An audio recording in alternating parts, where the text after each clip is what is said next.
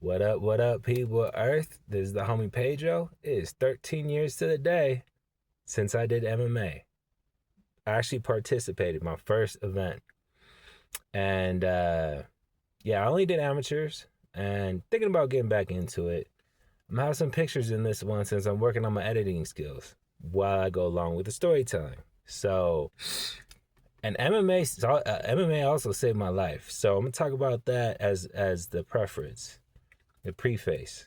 So I was at this time I was on probation, felony probation through AP&P.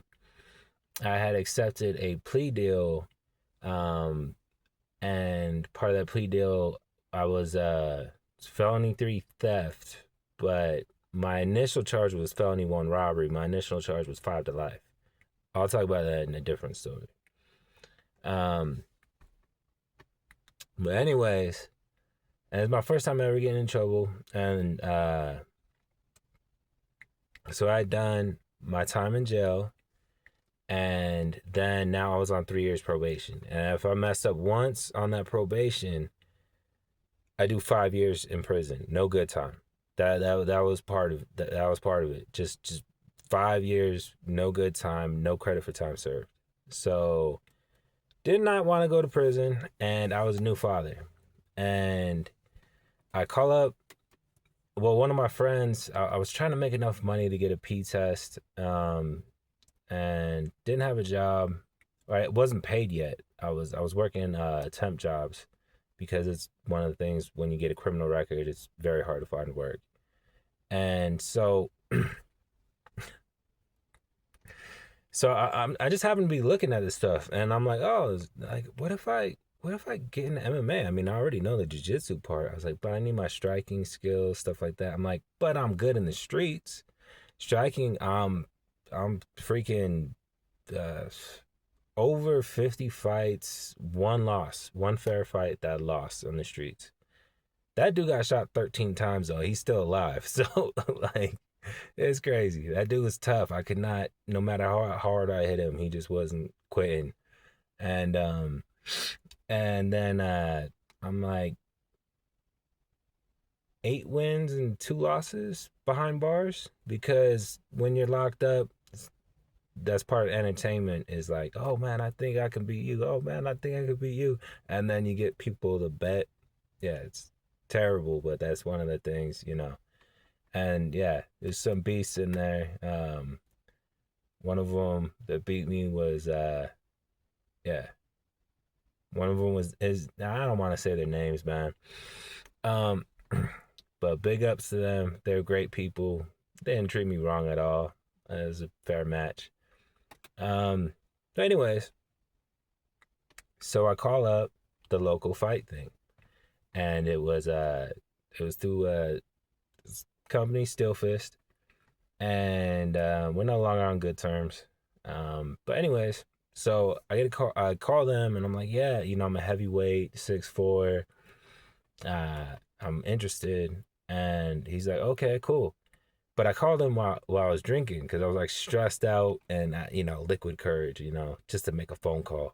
It's pathetic. But anyways, so here it goes. Uh, Here's a picture from weigh-ins. Now this guy, he said he was the same weight, same height as me.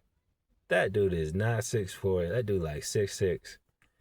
But and I did not know he came from a really good background. He came from a background where um like he never had to steal or starve, everything handed to him, stuff like that. Whereas like I came from a bad background. And so while I was training for this, my boxing coach, and then I went to Jeremy Horns for a week before this, and I was doing that just leading up to this. But I was training boxing for about 2 months after my phone call. My boxing coach, I even told my boxing coach, I was like, man, I was like, what if I'm like, I have really bad anxiety. I don't know any mental tricks in there. He's like, well, you're a new father. Maybe you fight if like if you lose, you go back to jail or you go to prison. I'm like, I don't know if that's gonna work. And he's like, well, what do you fight for? Because that's what the gym slogan was: fight for your life, gym. But the slogan was, what do you fight for? Because everybody fights for something different. And I was like, my son. And then he's like, okay. So imagine your opponent is in there with you, and but your newborn, your son is in there. Your son that's not even a year old yet at that time. He's only 11 months old. Imagine your son's in that cage with you, and if you lose, he kills your kid. And man, that lit a fire under me like nothing else. So I got in there, and here's the pictures, man. Here's the pictures. This is beautiful. Cause I knew I had to go quick, but I didn't know I was gonna go right at him. I just went right at him, and I noticed I was able to use his muscles against him, you know. And he hit me like 2 or 3 times in that fight, but he connected with a spinning back fist, but he hit me like this. So when he hit and said like this how you're supposed to do it to not break your hand. I've had 3 opponents break their hand on my big head. Um, but yeah, it was surreal. I'm gonna see if I can find a photo of me winning, like them holding my hand up. But here's the knockout shot. Bam!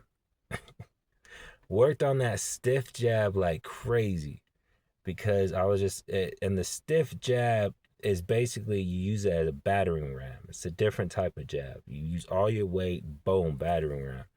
And I would use that. I was switching levels. So like, am I gonna take him down? Am I not?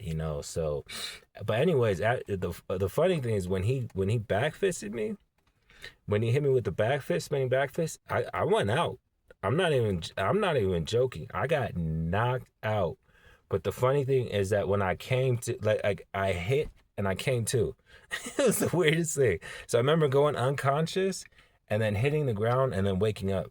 And then I was wide alert and I knew exactly where I was, but it was just like a flash knockout. It was the weirdest thing. And then I stayed on my back though. And he just backed up and told me to get up, and then the ref would have forced me to get up, I would have lost because there's no way I would have been like stable. And but nah, he came in, and anybody that's done jujitsu, if you're in the guard position, you could fight off your back pretty well. So, but I didn't want to. So I swept them. Then I got one leg in, but the round I had already heard that click click click of the it's the 10-second warning, and I knew I couldn't work for a position, so I caught the leverage of pushing his knee down, and bam. End of the round. Talk about a demoralizing way to start the second round.